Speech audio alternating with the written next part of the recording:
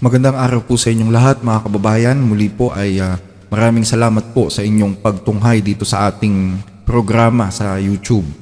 Kung napanood po ninyo yung ating pagtalakay about sa World War III, doon po sa episode na pinamagatang ang taong makakapigil sa pagsiklab ng nuclear war, nabanggit po natin doon yung tinatawag na New World Order.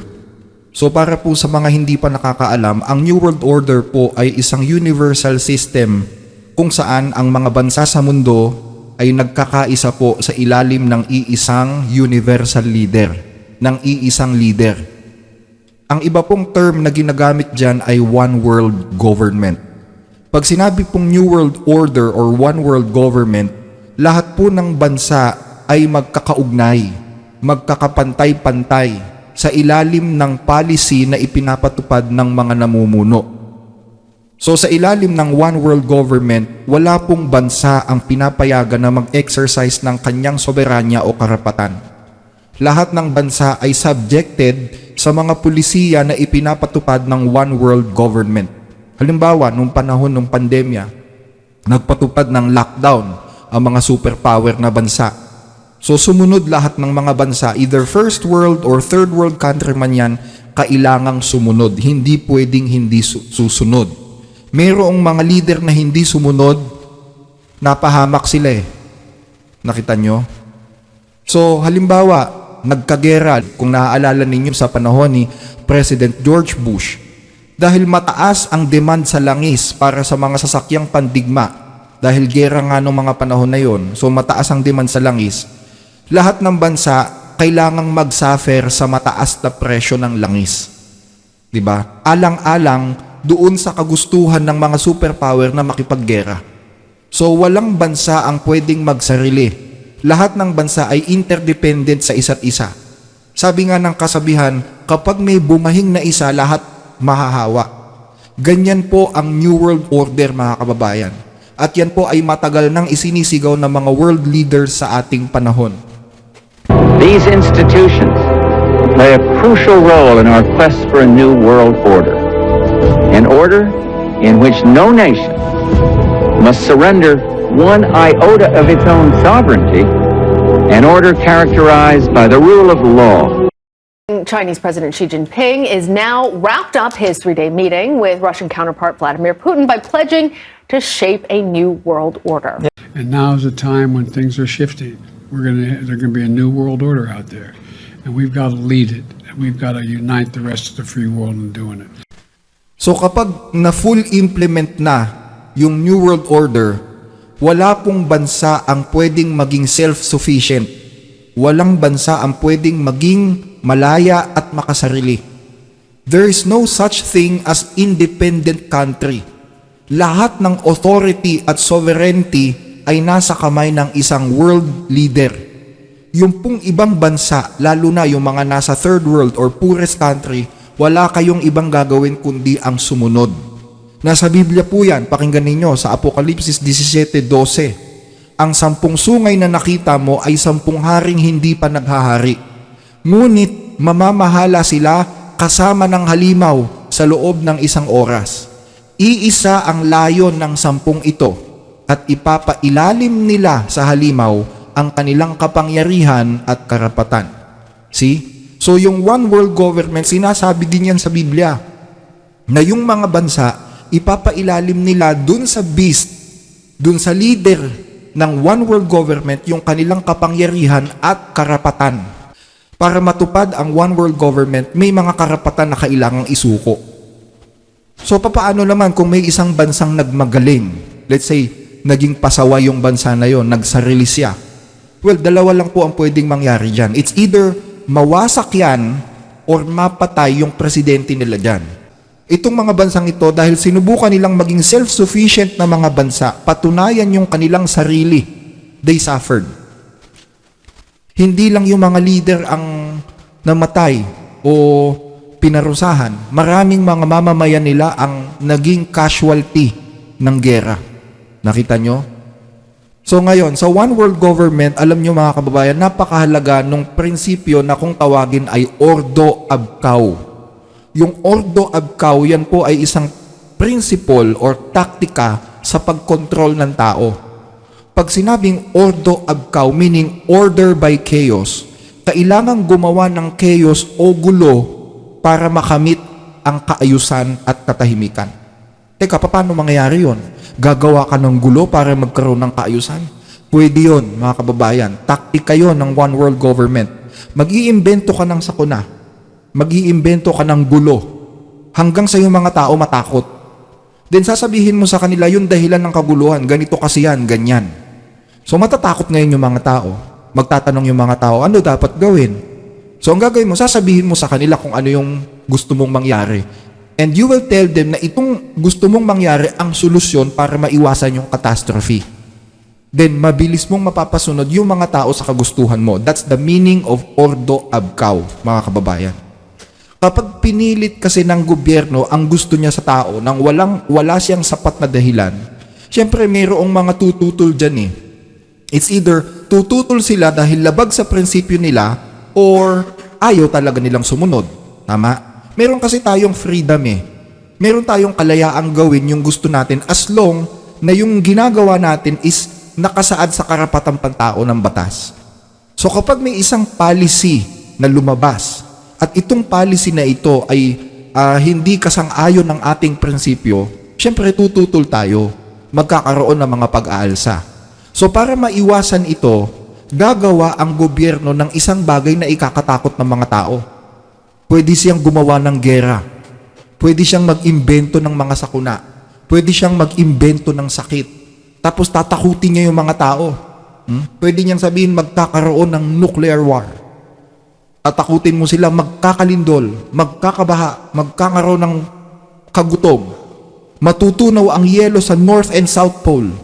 Tingnan lang natin kung hindi kasundin ng mga tao kapag natakot na sila. Walang revolusyon. Mapapasunod mo sila. Tama?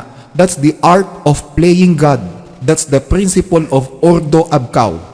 So, itong New World Order at One World Government ang siyang magsisilbing instrumento para maipatupad yung tinatawag na Mark of the Beast na nasa Biblia. Pakinggan ninyo, dito sa chapter 13 ng Revelation, meron pong ganitong sinasabi sa propesiya ng Biblia. At nadadaya nito ang mga naninirahan sa lupa dahil sa mga tanda na pinahintulutang gawin nito sa paningin ng halimaw, na sinasabi sa mga naninirahan sa lupa na dapat silang gumawa ng isang larawan ng halimaw na sinugatan ng tabak ngunit nabuhay. At ito'y pinahintulutang makapagbigay ng hininga sa larawan ng halimaw upang ang larawan ng halimaw ay makapagsalita at maipapatay naman ang lahat ng hindi sumasamba sa larawan ng halimaw. At ang lahat, ang hamak at ang dakila, ang mayayaman at ang mga dukha, ang mga malaya at ang mga alipin, ay pinalagyan nito ng isang tanda sa kanilang kanang kamay o sa noo. So para maging possible yan, yung Mark of the Beast, gagamitin ng One World Government yung tinatawag na ordo abkaw. They will create pain. They will invent chaos, confusion. Pwedeng gera, pwedeng kagutom, pwedeng banta ng economic depression, pwedeng banta ng pandemya para makontrol ang tao sa gusto nilang mangyari. Ganyan din po ang mangyayari para maipatupad yung Mark of the Beast na nasa Biblia. Ang sabi sa Biblia, nadadaya niya ang mga nananahan sa lupa. Nakita nyo? In order to create the Mark of the Beast, kailangang dayain sila. Kailangang lokohin muna ang buong mundo, dayain ang buong mundo para magbigyan daan ang Mark of the Beast. Remember our previous discussion with the King of the North and King of the South? Kunyari magkaaway. But they're planning lies at one table. Nakita nyo? Basahin nga natin ulit yon sa Daniel 11:27. And both these kings' hearts shall be to do mischief.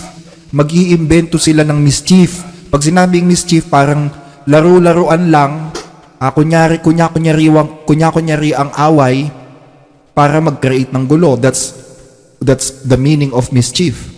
And they shall speak lies at one table, but it shall not prosper, for yet the end shall be at the time appointed. So kapag napaniwala na ang mga tao dun sa kasinungalingan na yon, pwede nang buuin yung Mark of the Beast. At yung ikalawang hayop, yung second beast na binabanggit sa Revelations 13, ang siyang nagbibigay ng pangil doon sa mark of the beast para maipapatay lahat ng hindi susunod. So, the mark of the beast will become a law. Bakit law? Bakit batas? Because only laws can punish people. Tama? Sabi nga, meron ng kasabihan may pangil ang batas. The only element that can punish a person is the law. Yung batas. Nakita nyo? Sa makatwid, the mark of the beast is a form of law. Isang uri ito ng batas.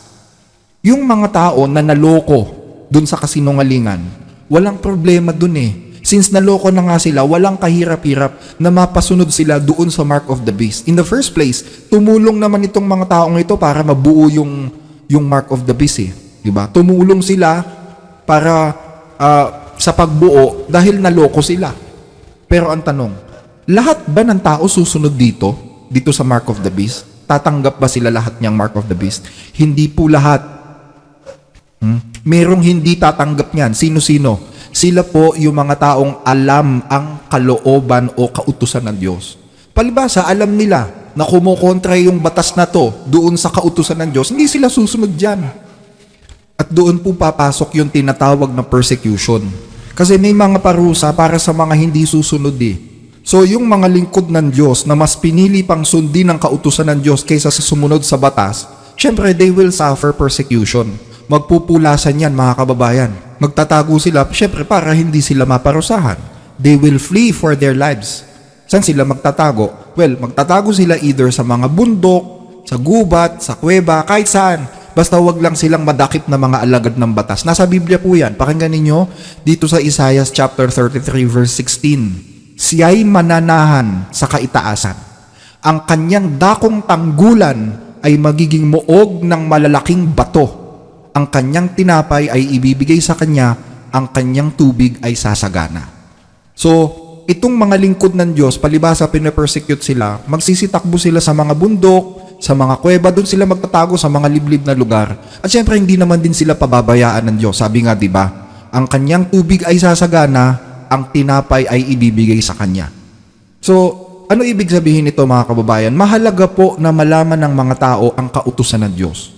Madali kang maloloko, madali kang madadaya kapag wala kang alam sa utos ng Diyos. Pakinggan ninyo, Hosea 4:6, ang aking bayan ay nasira dahil sa kakulangan ng kaalaman. Sapagkat ikaw ay nagtakwil ng kaalaman, akin namang itatakwil ka upang ikaw ay huwag maging saserdote ko. Yamang iyong nilimot ang kautusan ng iyong Diyos, akin namang kalilimutan ang iyong mga anak. Nakita niyo mga kababayan? Kaya mahalaga po talaga na malaman ninyo ang kalooban ng Diyos, ang kautusan ng Diyos, para hindi kayo madaya sa mga huling araw. Kasi sa mundong ito, alam nyo, itong mundong ito, this is against God. Huwag ninyong tularan ang sanglibutang ito, kundi magbago kayo sa pamamagitan ng pagbabago ng inyong pag-iisip upang mapatunayan ninyo kung alin ang mabuti, kasiyasiya at lubos na kalooban ng Diyos. So, kung nais ninyong malaman kung ano yung mark of the beast na yan mga kababayan, panoorin po ninyo yung ating episode 17 ng ating Revelation series para malaman ninyo kung ano yung mark of the beast. Yan po ay isang doktrinang panrelihiyon. Aral po yan ng Antikristo. Dahil yung Antikristo na yon, yan po ay isang religious leader. Yung aral niya na yan, gagawin po yung batas ng gobyerno bilang tanda ng pagrespeto sa kanya ng buong mundo. At ano pong doktrina yan na itinuturing na marka ng kanilang kapangyarihan? Well, pakinggan po ninyo dito sa isa sa mga opisyal na pahayagan ng simbahan, the Catholic Record. Ito po ay nakadate September 1, 1923, so medyo matagal na ito. Ang sabi po dito sa kanilang pahayagan, this is an official publication of the Catholic Church, we have in the authoritative voice of the Church, the voice of Christ Himself. The Church is above the Bible. And this transference of Sabbath observance from Saturday to Sunday is proof positive of that fact. So yung paglilipat ng kahalagahan ng Sabbath from Saturday to Sunday, yan po ang proof o palatandaan ng kanilang authority. Deny the authority of the church and you have no adequate or reasonable explanation or justification for the substitution of Sunday for Saturday. Nakita nyo mga kababayan? Ganyan kahalaga ang Sunday observance para sa simbahan. Yan ang marka ng authority ng Papa sa Roma. Deny the authority of the church and you will not have any reason to change Saturday with Sunday observance. Hindi po yung barcode or yung vaccine or kung ano pa man ang tanda. Kaya nga ang sabi ng dating Papa sa Roma, kung maaalala ninyo si Pope John Paul II sa kanyang encyclical letter Dies Domini, ang sabi po niya doon, Sunday is a day which is at the very heart of Christian life. From the beginning of my pontificate, I have not ceased to repeat, do not be afraid. Open wide the doors to Christ. In the same way today, I would strongly urge everyone to rediscover Sunday. See? Ang sentro ng pananampalatayang Katoliko ay Sunday observance. And alam nyo, for your information mga kababayan, that Pope, John Paul II, yung Pope na yan, ang pangalawang leader sa mundo na nanawagan ng New World Order after ni President Woodrow Wilson ng Amerika. Kasi ang unang nanawagan yan si Wilson eh. Kaya nga nabuo yung United Nation eh. Kaso hindi naging successful yung kanyang New World Order kasi yung mismong bansa niya hindi naging member ng United Nation. Pero after several years, nanawagan na naman ng New World Order. Ang pangalawang panawagan is galing kay Pope John Paul II. So tandem talaga yan eh, mga kababayan. Yung US at yung Pope sa Rome, tandem po yan. Inihula na yan sa Biblia that the second beast will execute or exercise the power of the first beast. Kaya kapag naghari ang US sa mundo, that is to say, naghahari din ang Papa sa Roma sa mundo. Pakinggan ninyo dito sa pahayagan, opisyal na pahayagan ito ng Iglesia Katolika sa Estados Unidos. Ang sabi dito, the Chicago Daily Tribune, May 5, 1903, when the United States rules the world, the Catholic Church will rule the world. Nakita nyo? Tandem yan mga kababayan ayon sa Biblia. Hindi yung United Nation. Yung United Nation front lang yon ng mga taong nasa likod ng New World Order. So, yun po yung rason kung bakit ipinupush ng Estados Unidos yung batas na gawing universal rest ang Sunday. Dun sa kanilang project, ipupush nila yung Sunday as a universal rest sa lahat ng sektor, sa sektor ng relihiyon, sa sektor ng paggawa, sa sektor ng kalikasan, sa lahat. Remember the Project 25 mga kababayan? Tinalakay ko yan dun sa ating episode 17. The Project 25 na isinusulong ng kandidatura ni Trump. Kasama dyan sa Project 25 na gawin ang Sunday observance bilang part ng mga batas na isinusulong nila. Eh kung alam mo yung utos ng Diyos, kung meron kang sapat na kaalaman sa kautusan ng Diyos, hindi mo susundin yan eh. At kapag sinunod mo yan, spiritually, makakatanggap ka ng tatak sa iyong noo o sa kanang kamay. Hindi literal na tatak yun. Yun ay spiritual na tatak. Meaning, matitimo sa iyong isip, magre-reflect sa iyong gawa yung doktrina yan ng Antikristo na naging batas. So kasama ka dun sa mga susunugin sa impyerno pag tinanggap mo yun. Ang sabi po dito sa Apokalipsis 14:9, sumunod sa dalawang ikatlong anghel na malakas na nagsasabi, sino mang sumasamba sa halimaw at sa larawan nito at tumatanggap ng tatak sa kanyang kamay o noo, ay iinom ng alak ng puot ng Diyos na ibubuhos na walang halo sa saro ng kanyang galit. Pahihirapan sila sa apoy at asupre sa harapan ng kordero at ng banal na mga anghel. Nakita nyo mga kababayan? So ngayon, yung mga sumusunod naman sa Diyos, syempre, magpapahuli ba naman sila sa gobyerno? Magpapadakip ba sila? Hindi, di ba?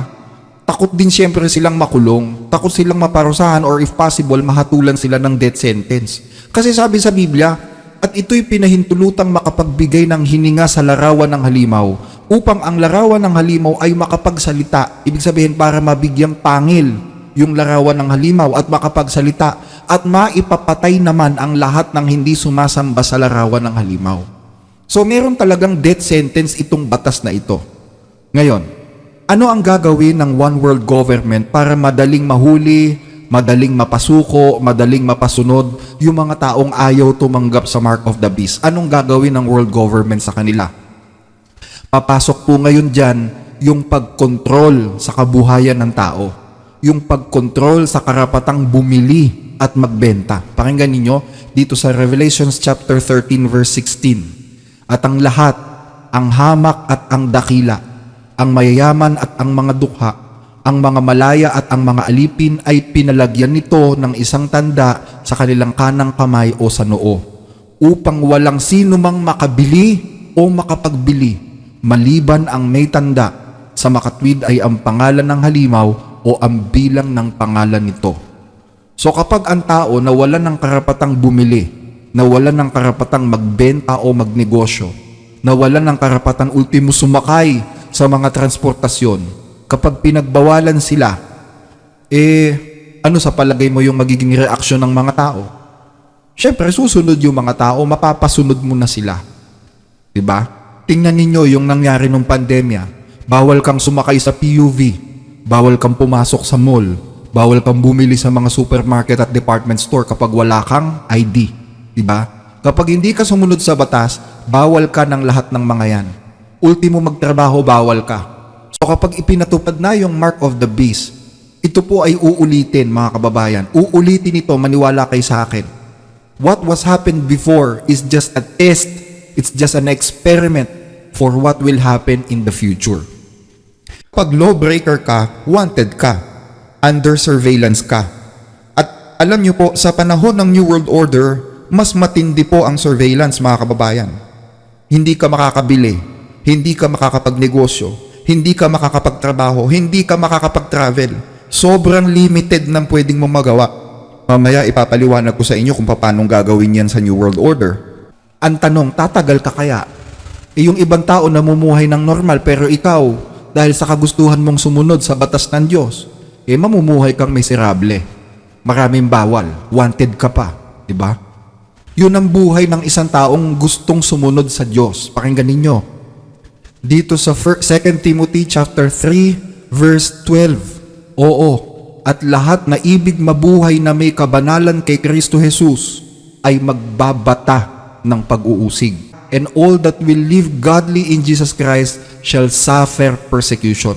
Lahat, wala pong hindi dadaan dyan. Lahat ng gustong mabuhay ng may kabanalan kay Kristo Jesus, magsasuffer po ng persecution. Hindi totoo yung sinasabi ng ibang mga pastor na kapag na kay Kristo ka wala ng persecution. Kalokohan yon. Hindi yun totoo, mga kababayan. Kaya ngayon, alam nyo mga kababayan, pinagpaplanuhan na yan pinagpaplanuhan na nila yan kung paano baguhin ang financial system ng mundo as part ng agenda sa New World Order. Kasama sa agenda ng New World Order na baguhin ang financial system ng mundo. Pakinggan ninyo dito sa isang video, mga kababayan. A very, very good morning on what is the first official day of World Government Summit here at Dubai Expo 2020. And the title of this session, are we ready for a new world order? It's not about the US versus China. It's about what underpins a world order is always the financial system. I was very privileged. My father was an advisor to Nixon when they came off the gold standard in '71, and so I was brought up with a kind of inside view of how very important the financial structure is to absolutely everything else. And what we're seeing in the world today, I think, is we are on the brink of a dramatic change where we are about to, and I'll say this boldly, we're about to abandon the traditional system of money and accounting and introduce a new one. And the new one, the new accounting, is what we call blockchain. It means digital. It means having a almost perfect record of every single transaction that happens in the economy, which will give us far greater clarity over what's going on. It also raises huge dangers in terms of the balance of power between states and citizens. In my opinion, we're going to need a digital constitution of human rights if we're going to have digital money. But also, this new money will be sovereign in nature. Most people think that digital money is crypto and private, but what I see are superpowers introducing digital currency. The Chinese were the first. The US is on the brink, I think, of moving in the same direction. The Europeans have committed to that as well. And the question is, will that new system of digital money and digital accounting accommodate the competing needs of the citizens of all these locations so that every human being has a chance to have a better life. Because that's the only measure of whether a world order really serves. Nakita nyo, ano sabi dyan? Isa sa mga agenda ng New World Order ay ang pagbabago sa tradisyonal na paggamit ng pera. We're about to abandon the traditional system of money and accounting. Magiging digital na po lahat. We're going to need a digital constitution of human rights if we're going to have digital money. Inumpisahan na yan sa China. Then susunod na ang US at ang European Union. Digital currency, the Chinese were the first. The US is on the brink, I think, of moving in the same direction. The Europeans have committed to that as well. Tapos may sinasabi pa na isa sa mga konsekwensya daw ng Ukraine war ngayon ay yung kakulangan daw sa pagkain, di ba? Just one last thing, because it's so essential to this region, is the extraordinary hit to the supply chain of food. And I think we cannot leave this event without speaking about the need to prepare now to prevent a catastrophe. Dahil sa gera, bumagsak ang produksyon ng wheat. Bumagsak din ang produksyon ng fertilizer. Kasi yung Russia, yung Ukraine at yung bansang Belarus, yun po ay mga pangunahing exporter ng wheat at fertilizer sa mundo. So ano ibig sabihin yan? Taggutom sa hinaharap kung magpapatuloy ang gera. So kaya ang kailangan daw is New World Order. At isa dun sa mga agenda ng New World Order is yung pagbabago ng financial system ng mundo. So yan po yung sinasabi ko sa inyo na halimbawa ng Ordo Abcao. Tatakutin ng mga tao para makamit ang gusto. Food shortage sa hinaharap, catastrophe sa hinaharap. So ang Pilipinas, tumugon na rin dyan sa panawagan na yan. Kaya ang BSP o Bangko Sentral ng Pilipinas nagplano na po na by year 2030, digital na rin ang business transaction sa bansa. So, ito po pakinggan ninyo no, sa isang balita. This is October 19, 2023. So, bago lang po ito. BSP drives Philippines toward cashless future with digital revolution. In her keynote address at Finance Philippines 2023 in Makati, BSP's Deputy Governor Chuchi Fonancier highlighted several key initiatives that the BSP is undertaking, such as the Digital Payment Transformation Roadmap or DPTR. These ambitious plans aims to propel the nation towards a cashless society by the year 2030. With digital wallets, mobile payment solutions, and the growing prevalence of e-commerce, the DPTR has set a clear path for the Philippines to embrace a modern and efficient payment ecosystem. This shift not only enhances convenience for citizens, but also strengthens the security and transparency of financial transactions. Actually, mga kababayan, hindi lang sa Pilipinas ito. Nandyan din yung plano ng bansang Sweden na maging cashless society by 2030 din. Ang Australia, 2030 rin ang plano. Ang Malaysia, ang Ghana. So, all roads leads to a cashless society by 2030. Hindi lang po ang Pilipinas yan. So, this is already a planned agenda of the New World Order, mga kababayan. So sabi dun sa pinakinggan natin kanina, yung cashless society ay ipinapatupad na sa China. So pag naging successful yan doon, ipapatupad na rin yan sa US. Kumbaga experimentation yung ginagawa sa China eh. At susundan yan ng EU. So kung titingnan natin ng China, bumisita tayo sa China, no? Meron silang tinatawag na SCS or SOCS, which is the Social Credit System of China. Ang sabi dito sa isang website, the social credit system is based on many data points, from financial credit worthiness to social factors such as honesty, hard work, and devotion to family. China has national and regional blacklists that are based on individual violations, and a poor score impacts a person's ability to travel, gain employment, or access credit. Ano sabi dyan? Yung daw social credit system ng China, marami daw yan mga data. From financial credit worthiness, ibig sabihin kung karapat-dapat ka bang pautangin, nakalagay dyan yung mga record mo, at nakalagay din dyan kung ikaw ay tapat na tao, kung ikaw ay masipag at devoted ka sa family mo. Nakita nyo?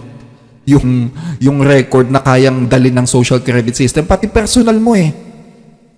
China has national and regional blacklist. Ang bansang China, meron daw silang mga listahan ng mga blacklisted na mga tao.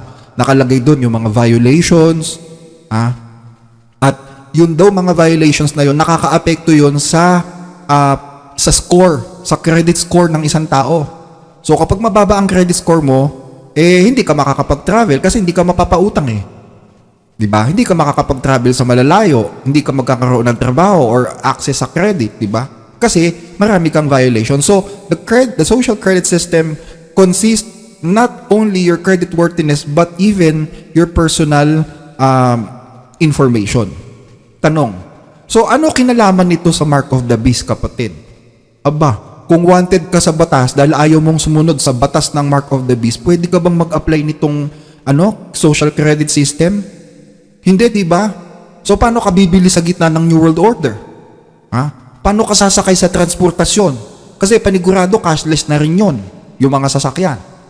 At kung ikaw naman ay nakapag-apply before, tapos hindi ka sumunod dun sa mark of the beast, yari ka rin. Kasi nakalagay doon lahat ng impormasyon mo at kung anong klaseng tao ka. Mag-reflect din dyan lahat ng record mo. Kumbaga, ang social credit system ng China ay hindi lang nag-reflect sa credit trustworthiness mo, kundi pati na rin sa mga personal na buhay mo. Kumbaga, parang surveillance system yan, mga kababayan. Everywhere she goes, Ouyang Haoyu is followed. What she buys, how she behaves, is tracked and scored to show how responsible and trustworthy she is. It's called the social credit system. Kailangan ng bangko ng surveillance ng buhay mo, kailangan na yan ng mga business enterprises, yung record mo, para malaman nila kung dapat ka bang pautangin o hindi. One standby seat on another plane leaving tonight. That's reserved for members of our Prime Flight program. You gotta be a 4.2 or over to qualify. Oh, I'm a 4.2. At alam nyo naman, pag cashless society, di ba? Nasa app lahat ng pambili. So palagay mo, hindi ka matutunton every time na mag-o-open ka ng financial app? Pag nag-login ka sa app, posible bang ma-detect kung nasan ka? Of course. So sa panahon ng New World Order, para makinabang ka sa isang cashless society, sa mga benefits, sa mga points, sa mga rewards, sa mga subsidies, kailangan marunong kang sumunod sa batas. Tama? Kailangan mabait ka sa gobyerno. Ngayon, kung hindi mo naman gagamitin yung app mo, let's say, for example, sa loob ng isang taon, hindi ka gumastos using the app, kasi ayaw mong ma-detect yung impormasyon mo, ayaw mong ma-detect kung nasan ka, ano mangyayari dyan? Posibleng ma-deactivate yung app na yan. At mawala dyan yung pera mo, yung credit mo, mawala. Nakita nyo? O pakinggan ninyo dito sa isang video. All roads seem to be pointing to the coming digital currency. The question is, how are they going to get people's buy-in for this? Oh, well, that's quite easy. If you advise people as a government to go to the App Store and download the FAT wallet, and you tell people there will be $10 on the FAT wallet, once you downloaded it, everybody will jump on it, in which the government advised people, you can download this e-wallet and you can get subsidies, but only if you're vaccinated. So you see this merger of e-money, electronic money, digital money, but only if you well behave. So this reminds me on the China system where the credit score is used in a way to take away part of your freedom if you don't behave well. And this is what can happen now in the West as well. Does modern monetary theory have to go digital? Well, it helps. It helps because you'll have money which is highly programmable, so you can say to people, you have to spend this money before the end of the year, because otherwise it will it won't be there on your wallet anymore. You can tell people where they should spend it on, so you can't spend it on holidays, but you can spend it on energy and food. And I think this is something which authorities, they love it, because they will get more control over their people, and they can follow each and every payment, and you leave traces everywhere. So in tandem, with going digital is the push to get to zero net emissions by 2050. Can you talk a little bit? Yes, sorry. It will all be connected because they will know exactly, once we have this fully digital payment system, and we all have this e-wallet, they know exactly what you buy, they know exactly where you go, and they will calculate your CO2 footprint. And when you buy too many airline tickets, you will be punished in a way. And so it will all be connected. So they will tell you this is all needed to fight climate change. There will be the spin, but it's all about control, and it's all about maintaining the current dollar-centered world reserve system. And of course, there's a lot at stake here. So malinaw yan mga kababayan. Ang cashless society ay isang surveillance system para sa mga taong susunod sa batas o hindi. Meron naman, hindi mo na kailangan gumamit ng app or ng cellphone or ng card. Kahit yung palad mo, pwede mo nang gamitin yan pang process ng business transaction. Since registered ka naman sa social credit system with mark mo pa or yung palm mark, itapat mo lang yung palad mo sa detector, mapupull up na yung financial records mo Hindi totoo yung sasaksakan ka pa ng chip sa balat. Hindi totoo, no. No need para doon. Mag-registered ka lang using your hand mark. Pag na-detect yung guhit sa palad mo, well, mapaprocess na yung credit or payment mo. Pwede rin gamitin yan pang log-in or log-out tulad sa mga biometrics, di ba? So, hindi ka makakapagtago Lahat ng gawin mo, lahat ng puntahan mo, may footprint mo in real time. At yan nga yung ginagawa sa China. At dyan din binabase kung ikaw ay pauutangin ng gobyerno o hindi dahil malalaman dyan kung mabait ka o hindi. Hindi po yan ang mark of the beast. Hindi totoo na ang mark of the beast ay isang chip or barcode. Ang mark of the beast ay isang batas pangrelihiyon na may kinalaman sa pagsamba mo dun sa halimaw na religious leader. Ulitin natin yung basa, pakinggan ninyo. At ito'y pinahintulutang makapagbigay ng hininga sa larawan ng halimaw upang ang larawan ng halimaw ay makapagsalita at maipapatay naman ang lahat ng hindi sumasamba sa larawan ng halimaw. So therefore, this is about worshiping. The mark of the beast is about worshiping. At pag-worship, religious activity yan. Nakita nyo? So the mark of the beast is not this is not a financial element. This is a religious element. Hindi ito tungkol sa kaperahan. Pero, yung kaperahan, gagamitin yan as tool para kontrolin ka, para mapilitan kang sumunod doon sa mark of the beast. Nakukuha nyo mga kababayan? Gagamitin yung pagkain, gagamitin yung pera, gagamitin yung mga pangangailangan mo para makontrol ka at mapilitan kang sumunod doon sa mark of the beast. So again, kung gusto nyong malaman kung ano yung mark of the beast na yan, panoorin ninyo yung ating episode 17 sa Revelation series. Nilagay ko po sa description box ang link. So ano ibig sabihin nito mga kababayan? Nasa Biblia na po ang lahat ng mangyayari sa hinaharap. Kailangan mo lang intindihin ang Biblia. Kailangan mo lang maging observant sa mga nangyayari sa paligid mo, sa current events. Kasi if you are a student of prophecy, you are very diligent and observant regarding the fulfillment of the prophecies. Tama? So mag-o-observe ka sa mga bagay na nasa paligid mo para makita mo na kung ano yung prophecy natutupad na. That's the trait or that's the behavior of a student of the prophecy, ng isang estudyante ng propesya. At higit sa lahat, dapat meron kang alam sa kautusan ng Diyos. Dapat alam mo ang kautusan ng Diyos. Pag wala kang alam sa kautusan ng Diyos, dahil ang sabi ng pastor mo, hindi naman daw kailangan yan, hindi mo na kailangang sumunod sa utos, ay yari ka, luluwa mo kapatid. Aanhin mo ang lahat ng pabor at kayamanan sa mundo pagdating ng araw kung mapapahamak naman ang kaluluwa mo sa impyerno. Di ba yan ang paksa natin noong nakaraan, dun sa batang nagpunta daw sa impyerno? Di ba? Ang sabi ng Panginoon sa Lucas 9:25, sapagkat ano ang pakikinabangin ng tao kung kakamti niya ang buong sanglibutan at mawawala o mapapahamak ang kanyang sarili.